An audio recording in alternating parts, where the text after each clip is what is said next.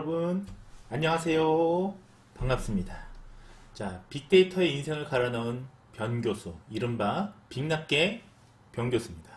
아무튼 입만 벌리면 거짓말이 자동으로 나와. 자, 오늘은요 제가 역시 재미난 연구를 가져왔습니다. 자, 여러분들 이 연구는요 영국에서 출간되는 국제 응용 컴퓨터 사이언스 저널이고요.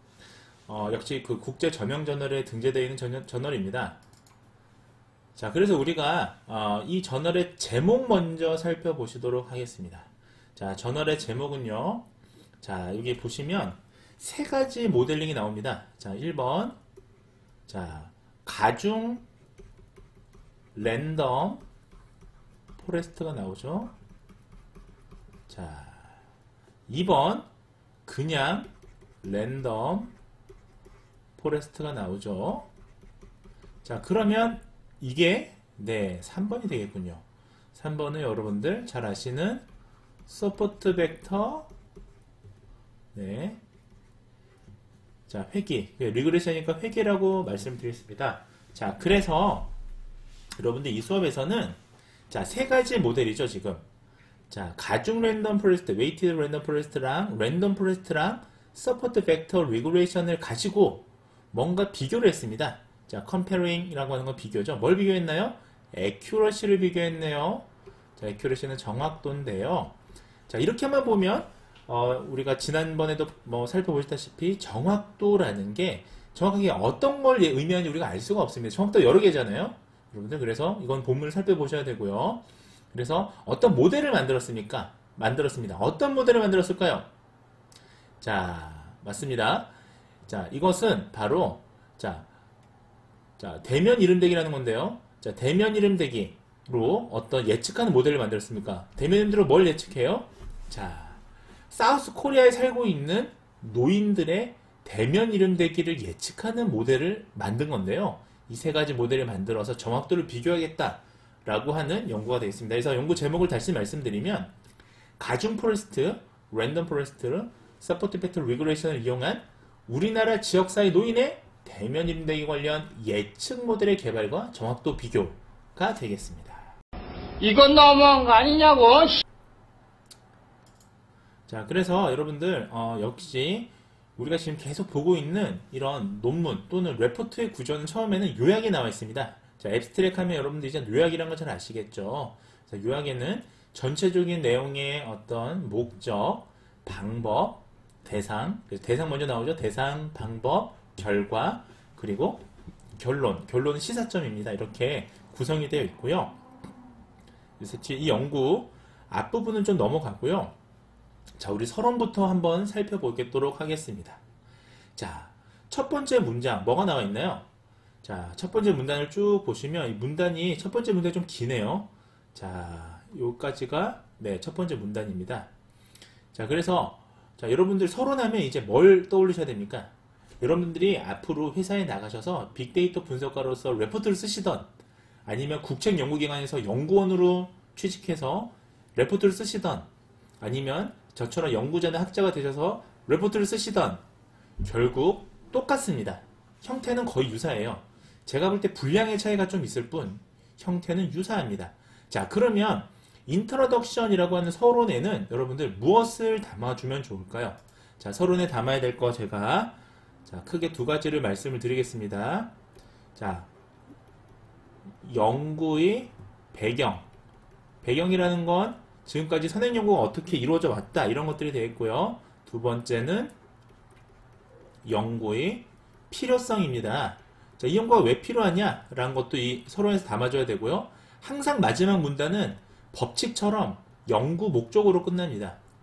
자, 99.9%는 마지막 문단이 연구 목적으로 문장이 끝나게 돼 있어요. 그렇지 않은 경우는 거의 없다라고 보시면 되겠습니다. 결국은 세 가지를 잘 담고 있어야 되는데, 자, 첫 번째 문단의 내용을 제가 여러분들에게 편하게 읽어드리도록 하겠습니다. 자, 보시면 The Elderly Population, Elderly Population은 뭐예요? 노인 인구죠. 자, 세계적으로 노인 인구가 rapidly increasing, 자, 증가하고 있다는 겁니다. 빠르게 증가하고 있어요. 월드와이드, 세계적으로요. 자, 왜냐? 두 가지다.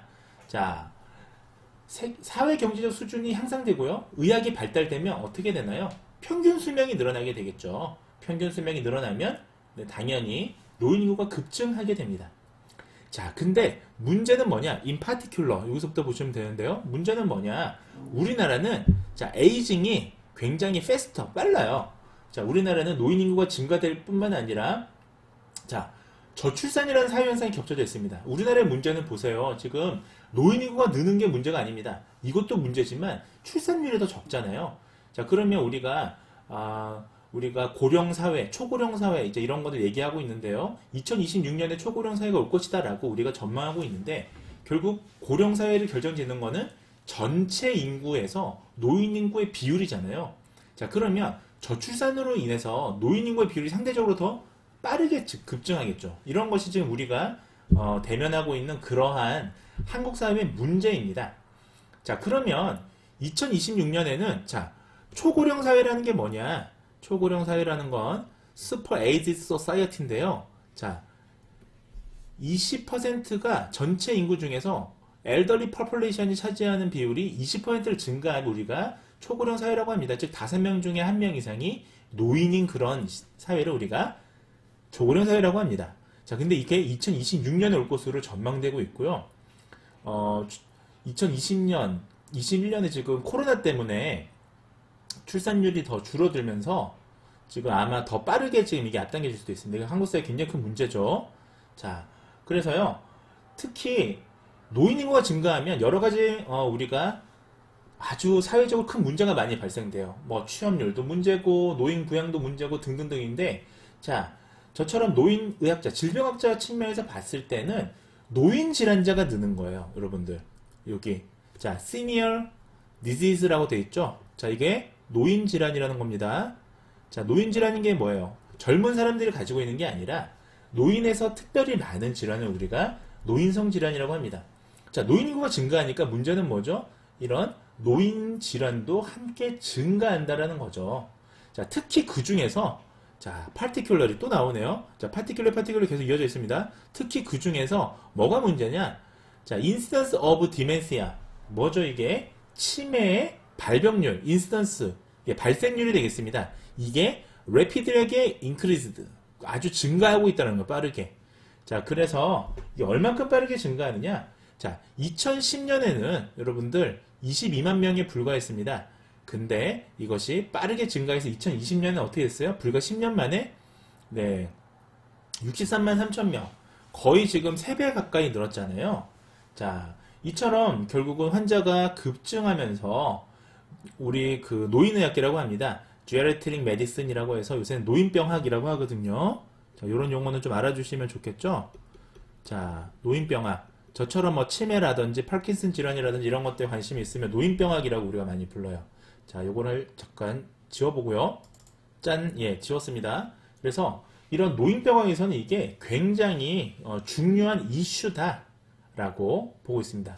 자, 어떤 게 이슈냐? 그래서 보시다시피 자, early dementia, 네, and early detection of dementia. 결국은 디텍션이 뭐예요? 감별하는 거죠. 그래서 치매를 조기 감별하는 게 결국 노인의학에서 중요하다. 그래서 이 첫 번째 문단 요약하면 결국 그거예요. 자, 노인 인구가 증가하면서 노인병도 늘고 있고 그렇기 때문에 특히 치매는 조기에 이 디텍션, 탐지하는 게, 발견하는 게 굉장히 중요하다. 그런 내용이 나와 있습니다.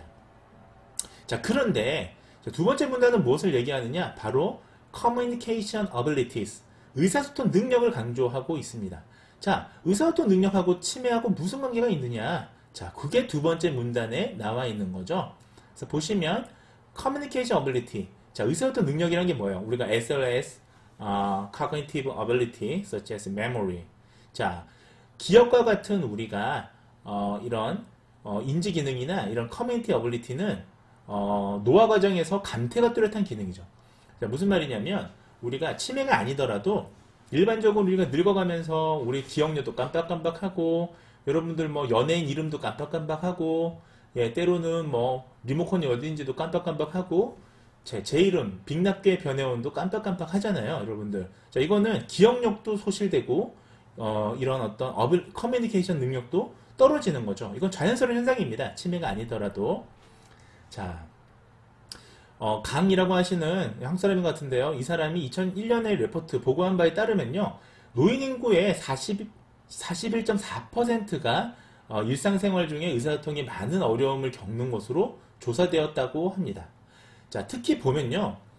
정상 노인들은 언어 수행력을 파악한 연구들에서 보면, 자, 이런 게 이제 그런 연구들인데요. 자, 젊은 성인들과 비교했을 때 노인은 어떻습니까? 단어를 자유롭게 회상하는 그런 능력에서 어려움을 보이더라. 자, 단어를 자유롭게 생성하는 능력, 이것이 우리가 바로 뭐겠습니까? 생성 이름대기라고 볼 수가 있는 것이거든요. 네.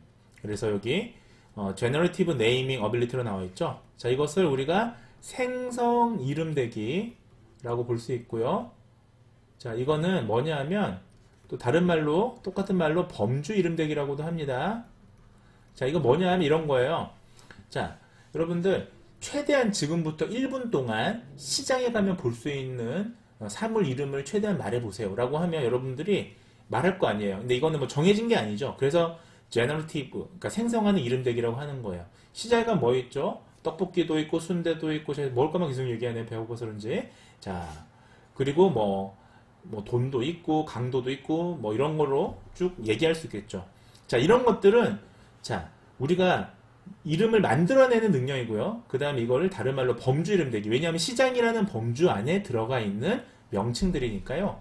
자, 그래서 이러한 것들이 자, 생성 이름대기라고 하는데 결론은 뭐냐? 생성 이름대기가 노인에서 능력이 저하되는 거예요.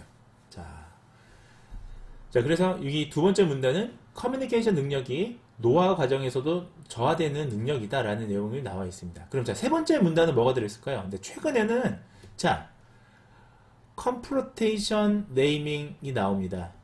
자, 이거는 뭐냐 하면 대면 이름대기라고 합니다. 자, 대면 이름대기는 뭐냐 하면 여러분들 사물을 보고 이름을 얘기할 수 있는 능력을 얘기해요. 자, 지금 이게 뭐죠? 연필 뭐 이렇게 얘기할 수 있는 거요. 이것을 우리가 사물 이름대기라고 합니다. 앞서 보셨던 생성 이름대기랑은 조금 다른 거죠. 자, 이게 왜 중요하냐? 그게 세 번째 문단에 나와 있습니다. 자, 이게 보통 지금 보시면 지금 문장의 첫 문장에 지금 핵심 문장이 좀 나와 있는 편이에요. 이 글은요. 보시면 자, 치매 환자들의 언어 능력 퇴행이 자, 우리가 이거 대면 이름대기를 지금 감별하는 지표로서 아주 효과적이죠. 자, 인디케이터예요. 자, 인디케이터인데 이게 치매를 디퍼런시에이션, 감별하는 데 있어서의 지표로 뭐다? 자, 대면 이름대기가 주목받고 있다라는 내용이 지금 나와 있습니다. 자, 치매 환자들의 언어 능력 퇴행이 자, 치매 초기부터 뚜렷하게 나타나요.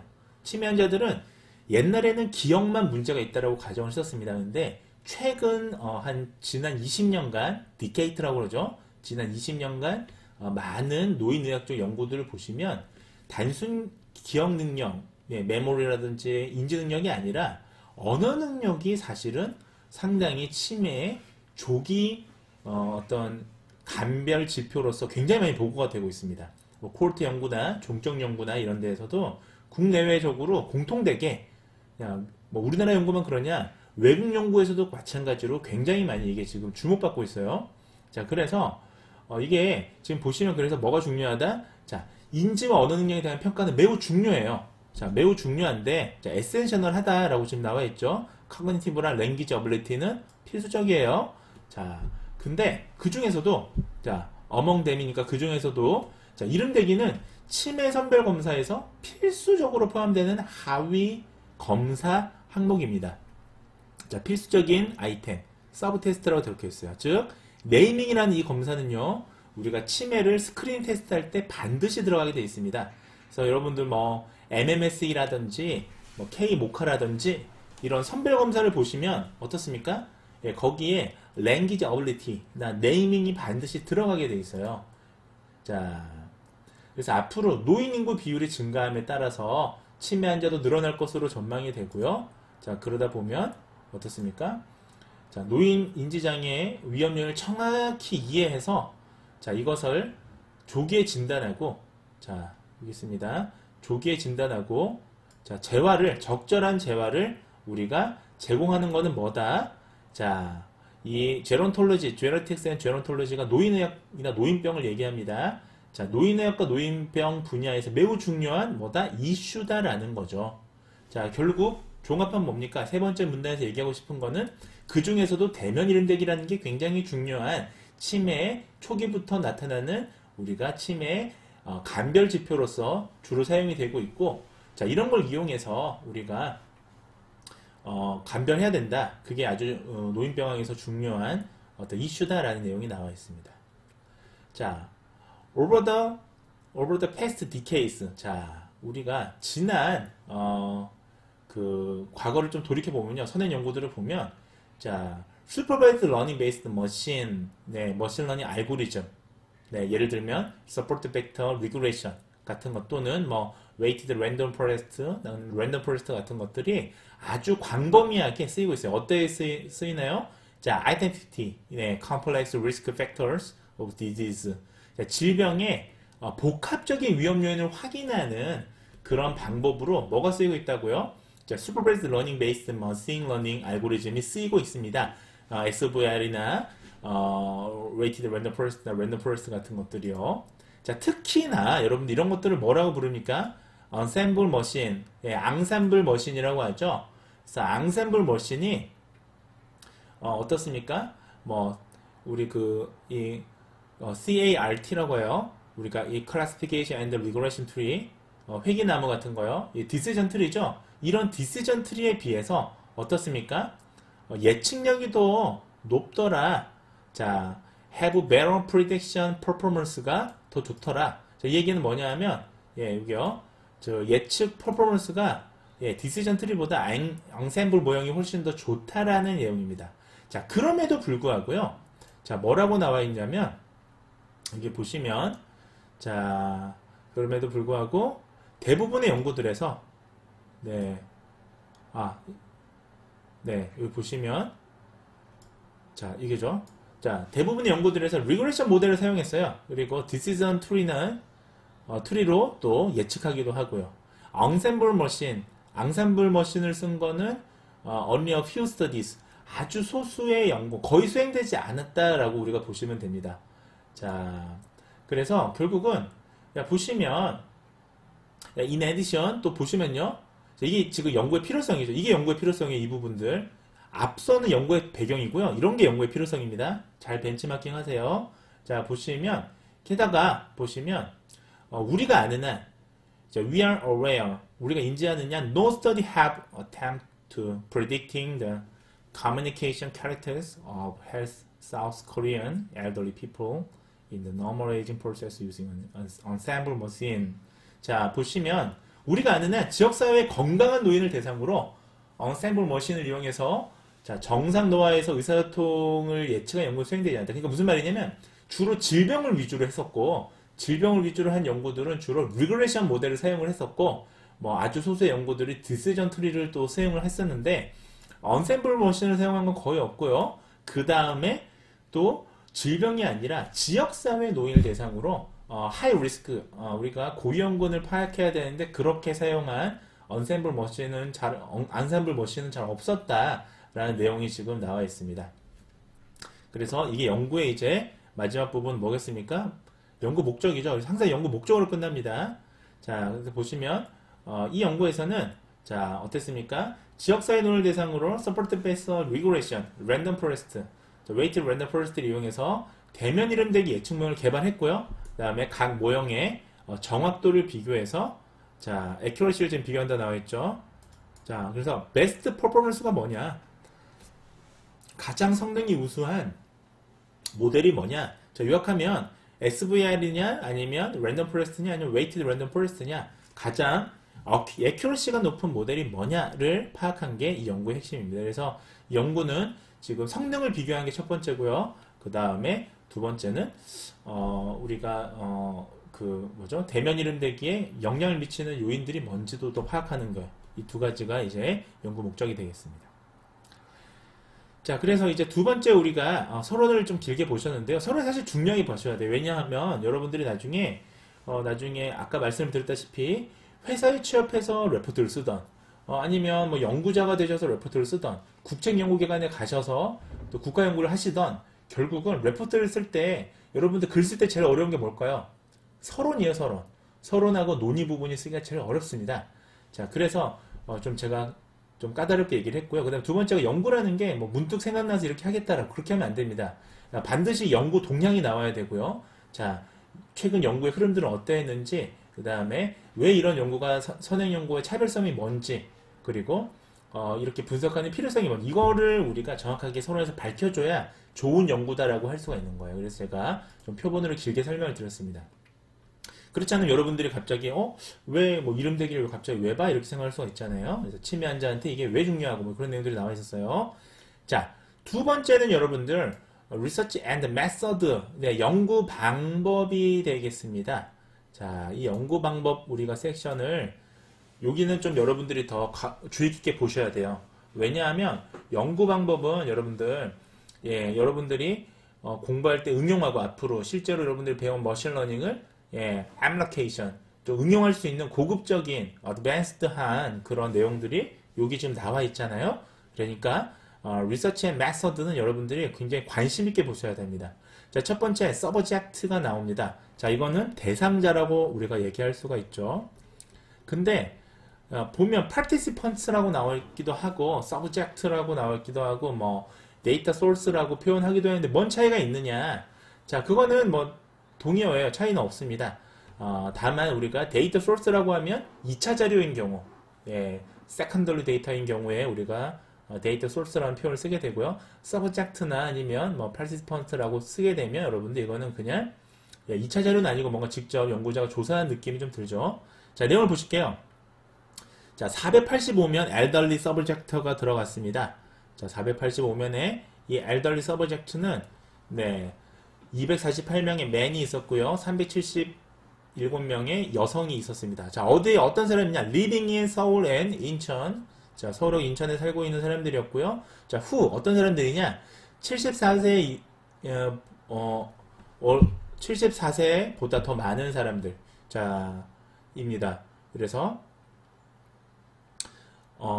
이게 잘못 이게 변환돼서 빠진 것 같은데요. 65세에서 74세 그런 사람들입니다. 자, 선정 기준은 다음과 같습니다. 자, 우리 대상자 나오면요, 여러분들 반드시 필요한 게, 자, selection criteria. 자, 이게 뭐죠? 선정 기준이라고 해요. 이 연구에 포함되는 이 대상자의 기준이 있고, 그 다음에 반대로 제외되는 기준이 있잖아요. 선정 기준 하나 살펴볼게요. 1번. 어떤 사람들이냐? 자, 첫 번째는, 자, without history of neurological disease, such as stroke and Parkinson's disease. 자, 파킨슨 디지즈나 스트로크처럼 신경학적인 그런 질병력이 없는 사람이어야 됩니다. 그렇죠. 건강한 노인이어야 되니까요. 만약에 이런 사람들이면 이런 질병 때문에 어떤 인지나 언어 능력이 좀 저하될 수가 있잖아요. 그래서 그런 게 없는 건강한 사람들을 지금 대상으로 고위험군을 찾는 게 연구의 핵심이니까요. 자, 두 번째는 보시면, 자, 이거 줄여서 KMMSE. 자, 이게 인지선별검사죠. 우리가 한국형 인지선별검사에서 우리가 24점 이상으로 정상범주에 해당되는 사람이에요. 노멀 레인지에 해당되는 사람. 그러니까 우리는 정상인을 가지고 지금 하는 겁니다. 이 연구는. 자, 세 번째는 뭐죠? 여러분들. 자, 검사를 수행하는 데 있어서 does not have visual and hearing impairment. 그러니까 시각이나 청각에 문제가 없어야 돼요. 그래야 이런 어떤 감각기관의 소실로 인해서 검사를 수행하지 못하는 검사력에 영향을 미치는 일이 없지 않겠습니까? 자, 네 번째는 보십시오.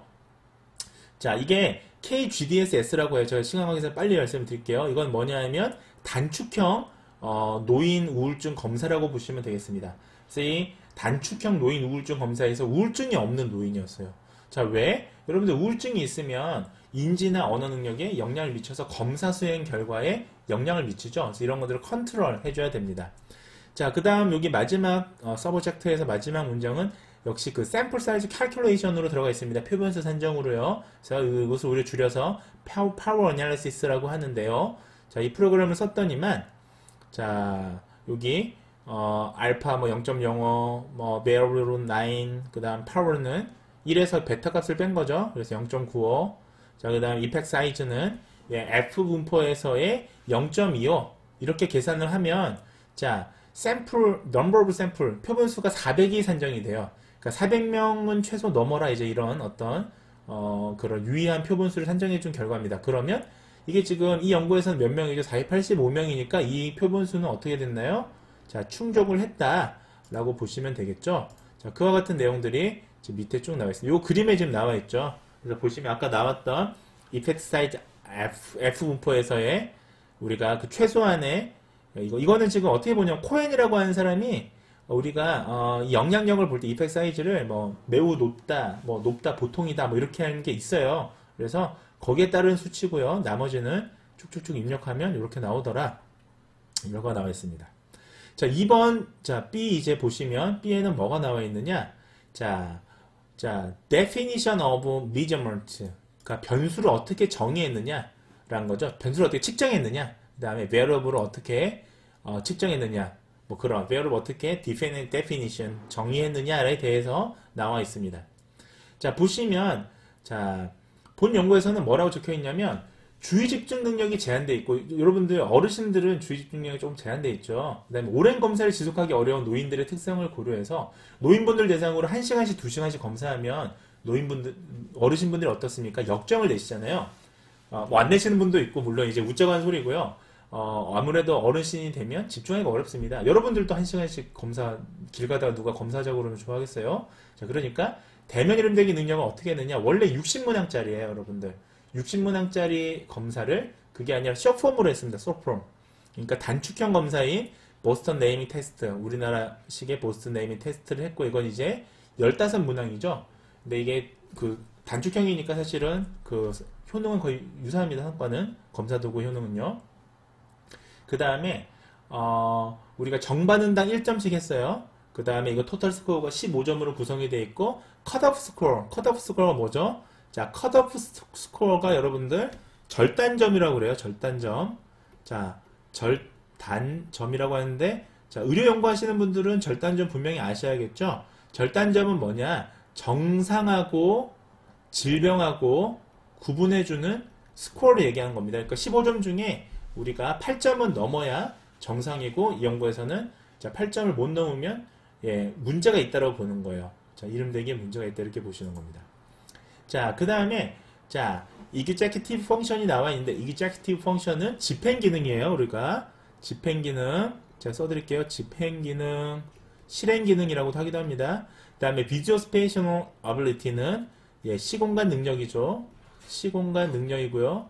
그 다음에 memory, attention, 뭐 구성 능력, language function, orientation, 진압력, 뭐 이런 것들이 이 K-모카라는 걸 통해서 우리가 또 검사를 했습니다. 그래서 K-모카에 대해서 쭉 나와 있죠. 자, K-모카를 뭐 간단히 좀 말씀드리면, 원래 이게 mild cognitive impairment라고 해서 MCI라고 있습니다. 경도인지장애라고 하죠. 우리가 경도인지장애부터 그다음에 혈관성 치매에 이르기까지 다양한 치매 환자를 효과적으로 감별할 수 있는 표준화된 인지선별 검사 도구가 지금 필요성이 있었어요. 그래서 단순히 MMSE만으로는, MMSE가 원래 치매 환자를 감별해내는 도구가 아니었거든요. 그래서 K-모카라는 게 만들어진 겁니다. 자, 모카라는 검사가 만들어졌고, 이제 코리안 버전인 K-모카가 만들어진 거죠. 그래서 검사 항목은 어떻다 여기 쭉 나와 있습니다. 뭐 4점 포인트로 돼 있어서, 뭐 예를 들면 뭐 집행 기능도 있고, 시공간 구성 능력도 있고, 기억력, 주의 집중 능력, 언어 능력, 진압력 이렇게 쭉쭉쭉 포인트가 되어 있고, 결국 포인트를 다 합치면 총점은 30점이다. 포인트가 높은 게 좋을까요? 낮은 게 좋을까요? 당연히 높은 게 좋다. 자, 그 다음에 또 검사도가 쭉 나와 있네요. 자, generative naming. 자, 이거는 생성 이름대기죠. 이거는 뭘로 했느냐? 그 다음에 semantic fluency랑 그 다음에 phonetic fluency. 그러니까 의미 요청성이랑 음소 요청성을 같이 이제 미저 특정했어요. 자, 뭘로 했느냐? 자, 코앗은 뭐냐 하면 이 Control Word Association Test라고 하는 거 약자입니다. 자, 그래서 통제 단어 연산 검사라고 합니다. 우리나라 말로. 그 다음에 Sub Test, 이게 어디에 썼냐면, 자, 이게 SNSB라고요. 여러분들 신경심리 검사 배터리라는 게 있습니다. 배터리는 우리가 종합 검사를 얘기해요. 예를 들면 뭐 K-WAP 실어증 검사할 때 쓰는 웨스턴 어페이디아 테스트 있잖아요. 그런 것도 전부 다 배터리에 들어가죠. 종합 검사. 그 안에 들어가면 이제 세부적인 하위 서브 테스트들이 있거든요. 마찬가지예요. 이 SNSB라는 이 검사는 배터리는 우리가 세라드라고 하는 배터리랑 더불어서 치매를 진단하는 아주 중요한 검사입니다. 종합 검사입니다. 배터리입니다.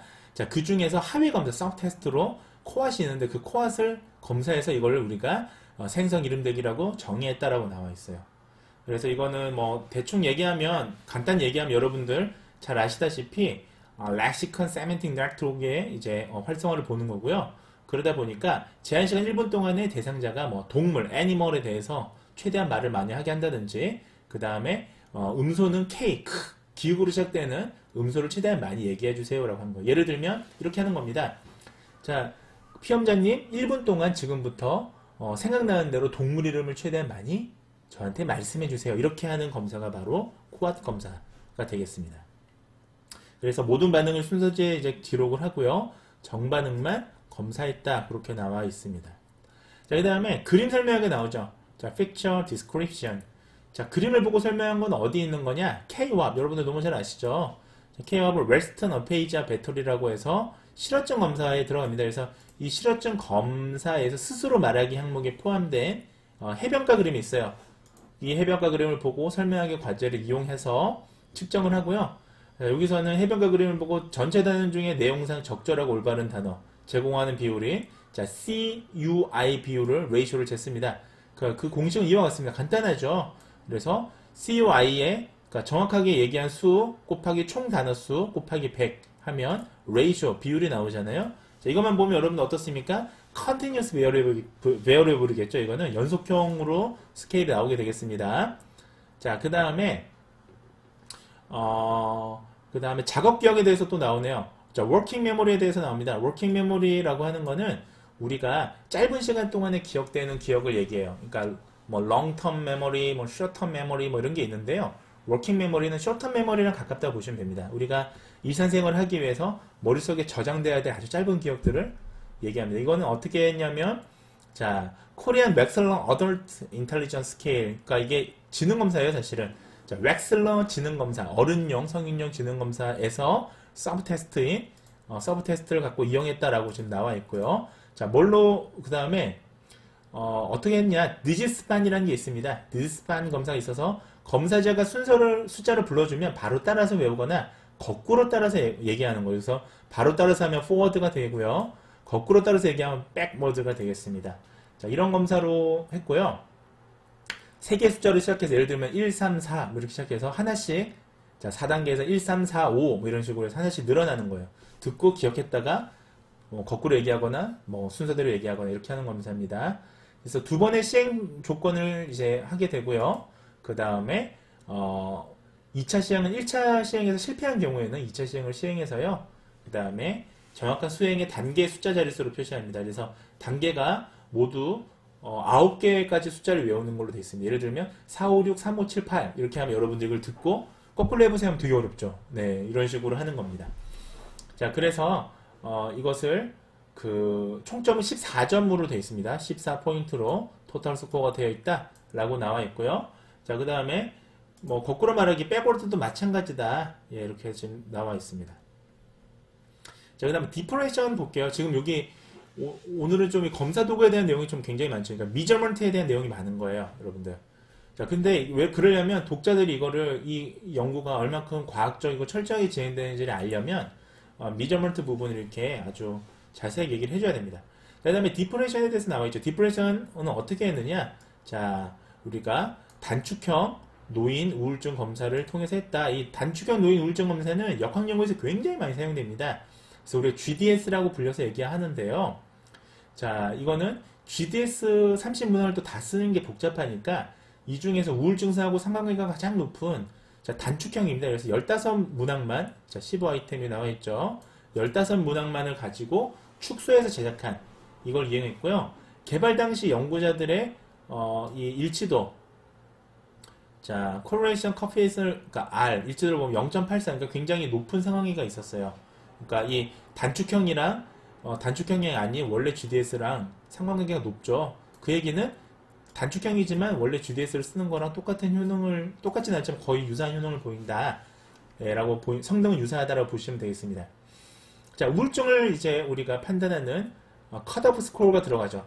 자, 컷오프 스코어는 6포인트로 이제 했다. 이게 선행력을 청구했다. 그래서 15점 중에서 뭐 6점, 예, 요거 이상 이하로 이제 우리가 우울증이 있다 없다를 판단하는 거죠. 자, 그 다음 여기 이제 뭐가 나옵니까? 자, 설명 변수가 나오죠. 여러분들 설명 변수는 네, 설명 변수 투입하는 변수죠. 그래서 설명 변수가 여기 나오고요. 자, 뭐 age, gender 이런 거 기본적으로 인구 사회적 변수는 다 들어갑니다. 그 다음 교육 수준, educational level 뭐 이런 거요. 그 다음에 income도 좀 들어가 있고요. 또 어떤 게 들어가 있나요? 자, living together or not after marriage.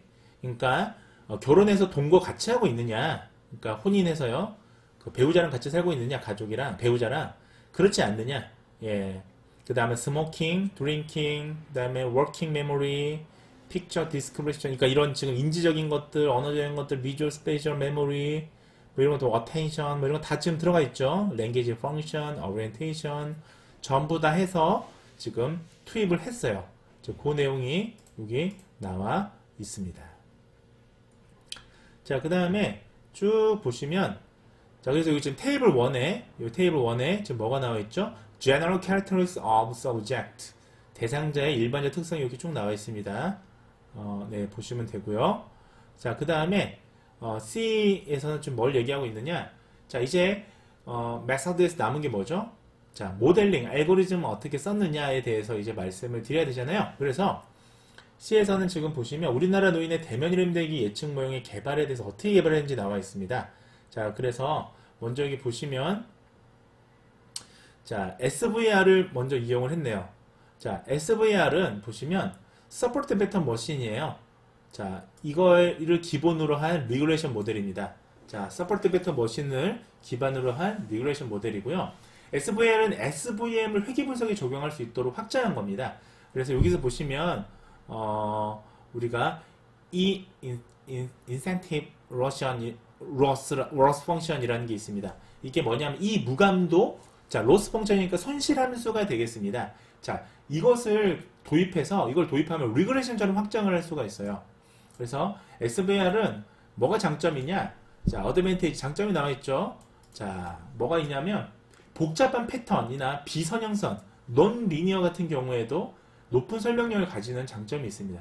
자, 반면에 뭐가 단점이냐 그러면 자, SVR은요 계산이 좀 복잡합니다. 그러니까 원래 서포트 패턴 머신은 좀 단순하지만 서포트 패턴 머신은 Y 클래스가 2분형이잖아요. 근데 그것이 아니라 Y 클래스를 컨티뉴어스 베어리블에 적응하는 리그레이션 모델을 하게 되면 우리가 아까 보셨던 이 인센티브 로스 펑션을 적용해서 바꿔줘야 되거든요. 이게 복잡합니다. 패턴을 우리가 찾기가 좀 복잡해요. 그래서 학습 시간이 좀 길어집니다. 상대적으로 서포트 패턴 머신에 비해서 길다는 거지 딥러닝에 비해서는 별로 안 길어요, 사실은. 자, 그리고 독립변수와 종속변수가 직접적인 연관성을 해석할 수가 없습니다.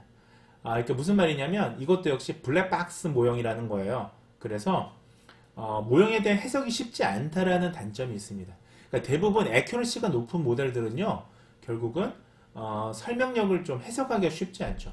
자, 그 다음에 SVR은 뭡니까? 비선형 확장을 위해서 선형적으로 분리가 불가능한 비선형 특징 공간을 자, 뭘로 합니까? 커널 함수를 이용해서 고차원 선형 문제로 회귀합니다. 자, 이때 사용하는 커널 함수가 자, 여기 나와 있죠. 자, 리니어, 폴리노미얼, 자, 레이디얼 베이스 커널 펑션 이런 것들이 일반적으로 많이 사용이 됩니다. 개념이 지금 이 하이퍼플레인에 대한 지금 SVM의 설명인데요. 이렇게 지금 나와 있습니다. 한번 참고 삼아 보시고요. 자, 그 다음에 랜덤 포레스트 이 두 번째 이 연구에서의 활용하고자 하는 모델은 랜덤 포레스트였죠. 자, 그래서 랜덤 포레스트는 뭐예요? 자, 앙샘블 테크닉이에요. 앙샘블 테크닉이에요. 그래서 부스트랩 표본을 이용해서 활용해서 여러 개의 트리목을 만듭니다. 트리를 여러 개 만들고 각 모형을 종합해서 예측하는 대표적인 앙샘블 기법입니다. 그래서 여러분들 앙샘블 테크닉, 앙샘블 기법 하면 떠올리시는 게 랜덤 포레스트잖아요. 자, 랜덤 포레스트는 P 차원의 설명 변수를 모두 사용하는 게 아니고요. 그보다 작은 M 차원의 설명 변수를 임의로 선택해서 분할을 진행합니다. 자, 그래서 랜덤 포레스트는 부스트랩 표본을 사용하기 때문에 out of back이라는 게 있어요. 여기 using of out of back sample. 자, 이 표본을 사용할 수 있다는 장점이 있죠. 자, 자세한 건 나중에 랜덤 포레스트 제가 좀 또 설명드릴 때 그때 좀 길게 말씀드리겠습니다. 자, 그래서 변수의 중요도, 자, 이런 것이 importance of variable 이런 게 지금 이제 생성이 되거든요. 그래서 결국은 부스트랩 표본으로 어떻다? 회기나무 모형, 우리가 CRT 같은 회기나무 모형을 만들어서요. 결국 ODB 표본에 뭘 측정하는 겁니까? MSE를 측정하는 거, mean squared error를 측정하는 게 바로 랜덤 포레스트의 연산이 되겠습니다. 그래서 이 개념은 네, 여기 있네요. 자, 보시면 네, 지금 트레이닝 데이터셋에서 n개의 observation을 통해서 m개의 predictors를 만들게 되고요. 샘플 1, 샘플 2, 샘플 k까지 쭉쭉쭉쭉 생산합니다. 자, 그러면 트리가 다 달라지죠. 트리는 다 똑같을 수는 없어요. 여러분들 트리라는 게 디시전 트리는 약간 불안정성을 가지고 있기 때문에 이 트리가 생산될 때마다 조금 달라집니다. 이때 out of back, ODB를 계산을 해주는 거죠. 쭉쭉쭉 계산을 해서 나중에 이걸 테스트 데이터 셋에 넣어서 여기에 대한 average of single tree predictors, average를 구하는 거예요. 그래서 average를 연속형이면 그냥 average를 구하면 되고요. 이것이 이제 범주형인 경우에는 vote라고 해서 이제 투표하는 식으로 하게 됩니다. majority vote, 그러니까 다수결 투표를 하게 됩니다. 그렇게 이해하시면 되겠습니다. 자, 그 다음에 여러분들 혹시 이거 들어보셨나요? weighted random forest, 가중 랜덤 포레스트라는 게 있습니다. 자, 이것은 뭐냐면요, 각각의 나무 모형에 동일한 가중치를 적용해서 모델 에버리징, 자, 모델 에버리징을 하는 앙상블 기법 중에 하나입니다. 자, 핵심은 뭐죠? 자, 웨이트, 가중치라는 걸 준다라는 거죠. 자, 그래서 부스트랩으로 생성된 랜덤 포레스트에는 성능이 좋은 것도 있을 수 있고, 생각해 보세요. 자, 지금 이렇게 만들었어요. 이 지금 얘 중에는 성능이 좋은 것도 있고 성능이 나쁜 트리가 있을 수도 있잖아요. 근데 성능이 나쁜 게 많이 섞여 있으면 다수결로 성능이 나쁜 걸 채택할 수도 있잖아요. 그러면 예, 랜덤 포레스트의 다수결이 오히려 모형을 악화하는 효과를 가져오지 않습니까? 자, 그래서 자, 한번 이때 아이디어가 나오는 거예요. 만약에 좋은 나무 모형, 좋은 디시전 트리가 있는데 얘한테 더 가중치를 부여한 가중평균으로 모델 에버리징을 실시한다면 어떻습니까? 결국은 기존에 동일하게 하는 것보다 훨씬 더 효과가 있을 수 있죠. 즉, 다시 얘기하면 자, 안 좋은 모델이 많이 섞여 있어서 결국은 에버리징 평균을 내면 결국 안 좋은 거에 대해서 각각이 나올 거 아니에요. 근데 안 좋은 게 섞여 있지만 좋은 모델인 경우에 가중치를 줘서 얘를 더 점수를 높게 잡으면 에버리징 평균을 낼 때 당연히 그 나쁜 게 더 많이 있는 것보다 예, 가중치를 좋은 거에 둔 게 훨씬 더 좋겠죠. 자, 그 개념입니다. 컨셉 자체는. 그래서 결국은 이런 개념에서 이제 발달된 모형이고요. 자, 이 그림 5에 지금 이렇게 제시가 되어 있습니다. 이거 한번 참고 삼아 보시고요. 자, 그래서 결국 가중 랜덤 포레스트도요. 결국은 랜덤 포레스트라고 동일하게 ODB 표본을 사용을 합니다. out of back이라는 표본을 사용하고요. 이건 동일합니다. 자, 그래서 네, 나머지 한번 쭉 읽어보시고요. 좀 자세하게 여기 지금 어떻게 뭐 좋은 가중치를 어떻게 주느냐가 나와 있습니다. 그래서 결과적으로는 예, 이 모델 에버리징 테크닉 이걸 사용한 걸 우리는 이제 웨이티드 랜덤 포레스트라고 정의를 한다. 이때 우리는 AIC 모델을 선택할 때 우리가 자, 요걸 사용했다. 자, 이 케이크 웨이츠라고 하는 걸 사용했다라고 우리가 보시면 되겠습니다. 자, 그 다음에 네 번째는 이제 평가를 어떻게 할 것이냐. 모델을 지금 길게 설명했죠. 자, 돌이켜 볼게요. 변수 설명했고 모델 설명했으니까 그 다음에 평가 어떻게 이벨루에이팅을 할 것이냐에 대해서 나와 있습니다. 검증을 어떻게 할 것이냐. 자, 간단합니다. 회계 분석은 최소 제곱법으로 봤어요. 자, 여기 나와 있죠. 스퀘어 민스 LSM으로 지금 봤다.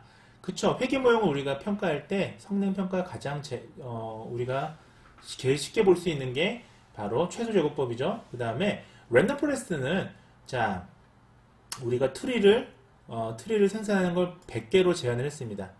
트리를 너무 많이 생산하면 안 되니까 이 딱 랜덤 포레스트에 들어가는 트리 수를 제한을 둬야 되죠. 그래서 이것도 기본이에요. 사실 디폴트예요. 자, 그 다음에 SVR은 커널 함수 중에서 가장 기본이 되는 자, 리니어 커널 함수를 썼습니다. 그러니까 아까 우리 커널 함수로 방사기정 커널 함수도 있었고요. 폴리노미얼도 있었죠. 이런 거 많이 쓰는데 가장 기본이 리니어예요, 사실은. 근데 리니어 커널 펑션은 뭐가 문제냐면 핵심부터 말씀을 드리면 표본수가 되게 많아야 됩니다. 그러니까 표본수가 되게 많지 않으면 이게 성능에 조금 오버피팅 된다라는 좀 선행 연구의 결과들이 좀 있긴 있어요. 자, 어쨌든 여기서는 기본 디폴트로 다 했다라고 보시면 됩니다. 결국은 자, 이때 모수인 C 모수, 자, C 커브는 뭐 있습니까? 네, 15.05로 설정했고요. 자, 우리가 아까 incentive loss 펑션이 되게 중요하다고 했는데, 자, 이것은 우리가 손실함수는 0.001로 설정을 했습니다. 결국 이거는 우리가 이제 이런 것들을 그 튜닝하는 게 하이퍼 패러미터 튜닝이라고 보시면 되는데, 결론적으로 말씀드릴게요. 자, 이 모델들 전부 다 디폴트하게 설정했다라는 말입니다. 결과적으로 기본적으로 설정했다. 기본 그 특성으로요. 자, 그리고 여기서는 예측 성능을 뭘로 받느냐? 자, compared root mean square error. 자, 제일 많이 쓰는 거죠. 사실은 RMSE로 본 거예요. 그래서 RMSE가 우리가 예측 성능 볼 때 제일 많이 사용하는 것 중에 하나입니다. 자, 그래서 그 다음에 랜덤 포레스트 같은 것들은 weighted 랜덤 포레스트나 랜덤 포레스트는 뭐죠?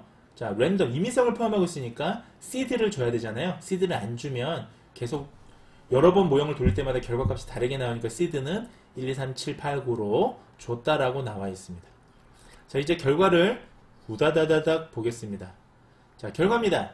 자, 예측 성능을 비교했어요. 그래서 우리나라 노인의 지역사회 거주하는 노인의 대면 이름대기 예측 개발 모델을 사용을 했더니, 자, SVR 랜덤 포레스트 가중 랜덤 포레스트를 이용해서 이제 RMS를 본 결과가 여기 테이블 2에 지금 나와 있네요.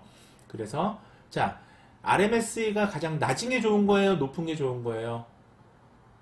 네, 당연히 낮은 게 좋죠. 여러분들 에러는 낮은 게 좋잖아요. 자, 그렇게 쉽게 생각하세요. 그래서 여기서는 RMS가 가장 낮은 모형을 뭐다? 로이스트 가장 낮은 모형을 제일 베스트 프리딕션 퍼포먼스로 본 거예요. 이게 낮을수록 좋은 겁니다. 봤더니 자, RMSA가 28.4로 도출된 랜덤 포레스트 알고리즘이 가장 베스트 퍼포먼스를 보였다. 네, 그리고 그 다음에 2등이 웨이트 랜덤 포레스트 2등이 랜덤 포레스트 3등이 SVR이었죠. 자, 이렇게 우리가 볼 수가 있겠습니다. 자, 그리고 그 다음에 우리나라 노인의 어떤 대면 이름대기 예측을 위한 최종 모형. 자, 거기서의 변수의 중요도는 이와 같습니다. 그래서 여기 보시면 importance of variable이 이렇게 지금 나와 있는데 여기는 다 제시할 수가 없으니까 변수를 상위 4개만 이렇게 제시를 했어요.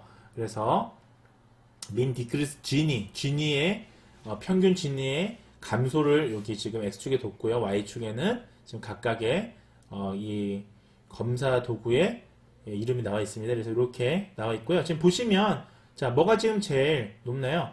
자, Generative Naming의 세멘틱이 가장 높은 요인이었죠. 자, 생성 이름대기 의미가 결국은 다시 얘기하면 생성 이름대기의 의미 영역 검사가 대면 이름대기를 예측하는 데 있어서 가장 중요한 변수였다라고 보시면 됩니다. 자, 그래서 종합하면 이제 짧게 좀 말씀을 드리겠습니다. 결국은 자, 디스커션에서는 이제 이런 결과에 대해서 해석을 해줘야 됩니다. 이게 사실 디스커션 쓰기가 쉽지가 않습니다. 자, 디스커션을 보시면 결국 보면 자, 대면 이름대기 관련 요인들은 결국은 생성 이름대기 의미, 앞서 보셨죠? 생성 이름대기 음소, 숫자 바로 따라 말하기, 숫자 거꾸로 따라 말하기, 요 4개. 예, 일단 4개만 제시를 했는데요. 이런 것들하고 관련이 있었죠. 그래서 이거는 선행 연구들하고도 좀 일치하는 바입니다. 그래서 GLM, 일반화 선행 연구, 요 Generalized Prudence 모델이라고 하기도 하고요. 리니어 모델이라고도 하기도 하는데, 이 GLM 모형에 기반한 선행 연구들에서 보면 대면 이름대기 수행 능력이 보면 생성 이름대기나 KMMSA 뭐 이런 것들하고 유의한 관련이 있었고요. 작업 기억과 주의 집중력을 측정하는 검사, 또 검사인 숫자 외우기 디스판 있죠. 네, 이런 것들이랑 언어 기억력, 네, 버벌 메모리라고 합니다. 그 다음에 주의 집중력, attention 이런 것들 간에 유의미한 관련이 있는 연구들도 쭉 이제 보고된 바 있습니다. 결국은 보면 이 연구의 결과는 뭡니까? 자, 신경학적 질환이나 치매를 동반하지 않은 정상노인의 경우에, 자, 지금 정상노인을 대상으로 한 거예요. 연구에서는. 자, 대면 이름대기의 수행 능력이 어떻다? 생성 이름대기의 숫자 바로 따라 말하기 등의 집행 기능에 관련이 또 있을 수도 있고요. 또 집행 기능이 이름대기 수행력을 예측할 수 있는 주요 요인을 또 시사를 하는 겁니다. 결국은 우리가 이런 인지 능력이 서로가 밀접한 관련이 있는데, 특히 대면 이름대기에 관련이 있는 것들이, 자, 생성 이름대기의 숫자 바로 따라 말하기 뭐 이런 거였으니까요. 디지스파는 결국은 executive function, 결국은 집행 기능과 관련이 있으니까 이게 서로가 집행 기능이 반대로 얘기하면 이름대기 수행력을 예측할 수 있는 주요 요인을 간섭 시사한다라는 게 첫 번째 연구의 핵심이다. 그래서 향후에는 뭐가 필요하다? 자, longitudinal study가 필요하다. 자, 뭐 어떤 longitudinal study? 종적 연구인데요. 이게 뭐가 어떤 종적 연구냐? 자, 인지 기능하고 대면 이름대기의 인과성을 입증하는 자, longitudinal study가 필요하다라는 게 나와 있습니다. 자, 두 번째 연구입니다. 두 번째 연구에서 또 재미난 거는 CAU ratio는 네, 대면 이름대기의 유의미한 예측 요인은 또 이 연구에서는 아니었어요. 자, 왜 그러냐면 이제 이게 주로 이제 CIU라는 이 지표는 인덱스는 실어증이나 아우파이지아나 디멘시아 등의 이제 중추신경계 말초신경계 손상 환자를 대상으로 언어 능력을 분석하는 데 사용되는데, 그러다 보니까 이 연구에서 정상노인이었잖아요. 그래서 헬스 엘더리를 대상으로 할 때에는 이거는 좀 효율적이지 않다라는 거니까 향후 이런 검사는 정상노인을 할 때는 좀 빼는 게 낫겠죠. 자, 그런 걸 또 시사해 줍니다. 자, 마지막으로 연구에서 또 다른 발견은 SVR이나 랜덤 포레스트나 가중 랜덤 포레스트를 이용해서 예측 성능을 비교한 결과, 자, 웨이티드 랜덤 포레스트의 루트 민 스퀘어 에러가 가장 낮았죠. 자, 그 얘기는 웨이티드 랜덤 포레스트가 가장 성능이 좋았다는 얘기입니다. 자, 이게 또 제가 예전에 제 연구를 또 인용을 했는데, 예전에 제가 그 가중 랜덤 포레스트를 이용해서 바우처 예측 모형을 한번 만들어 본 적이 있어요. 바우처 서비스 예측 모형을 만들어 봤더니 사실은 웨이티드 랜덤 포레스트가 다른 모델들에 비해서, 다른 머신러닝에 비해서 예측이 좀 좋았거든요. 그래서 그런 내용을 좀 썼고요. 그래서 이 연구도 마찬가지로 웨이티드 랜덤 포레스트가 좀 성능이 높은 것 같다라는 내용이 나와 있고요. 자, 왜 그러냐? 결국은 이게 성능이 좋은 나무 모형이 결국은 가중치를 더 많이 부여하니까 결국은 그런 게 좀 예측 성능에 영향을 미치지 않을까라고 제언을 하고 있습니다. 자, 특히나 Y 클래스가 나중에 결과적으로 Y 클래스, Y 변수가 임밸런스되는 데이터가 굉장히 많아요, 질병은. 자, 그런 경우에는 랜덤 포레스트가 조금 더 효율적이지 않을까. 결국은 이런 경우는 사실은 클래스의 불균형을 조절해야 되는데, 그렇지 않고 그냥 단순히 돌릴 때는 결국은 좋은 모형에 조금 더 가중치를 주는 웨이티드 랜덤 포레스트가 더 좋지 않을까라는 내용이 여기 좀 나와 있습니다. 그래서 하지만 이게 이 연구 하나만으로는 우리가 알 수가 없겠죠. 그래서 향후에 다양한 분야의 데이터를 이용해서 이 웨어러스 퍼포먼스를 한번 살펴보자. 예, 그런 게 이제 연구의 마지막 결론 파트에 적혀 있습니다. 이 연구도 그 좀 다양한 연구에서 펀딩을 또 받았고요. 자, 어떻습니까, 여러분들? 내용이 어렵다고요? 그렇지 않습니다. 이제 여러분들이 들으면 들을수록 귀에 쏙쏙 들어오고, 아, 내가 배운 머신러닝이 이렇게 응용될 수 있구나, 질병 파트에서 응용될 수 있구나를 여러분들이 이제 점점 익히시면서 여러분들이 이거 들으면 들을수록 나중에 더 쉽게 이해할 수 있을 겁니다. 자, 여기까지 저는 빅낫게 병교수였습니다. 여러분들 다음 시간에 봐요. 자, 안녕히 계세요, 여러분. 전 이 세상의 모든 굴레와 속박을